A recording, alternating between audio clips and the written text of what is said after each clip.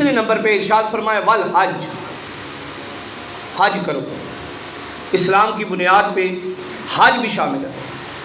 تو اللہ کے نبی صلی اللہ علیہ وآلہ وسلم کا ارشاد گرامی ہے، فرمایا والحج، کہ جو بندہ حج ادا کرتا ہے وہ اس طرح گناہوں سے پاک ہو جاتا ہے جس طرح آج ہی بچہ پیدا ہوا، اس طرح گناہوں سے پاک ہو جاتا ہے۔ وصوم رمضان، رمضان کے روزے رکھنا۔ تو سامعین احتشام، اللہ تعالیٰ ہمیں ان چیزوں پہ عمل کی توفیق عطا فرمائے۔ اگر ہم ان پہ عمل کریں گے، نیک اعمال کا کیا فائدہ ہے؟ اللہ تعالیٰ نے قرآن پاک میں ارشاد فرمایا لا یستوی اصحاب النار و اصحاب الجنہ، کبھی بھی جو اصحاب جنت ہے اور اصحاب نار ہیں برابر نہیں ہو سکتے۔ تو قیامت کے دن انسان یہ جو چیزیں ہیں میں نے نیک اعمال بتائے ہیں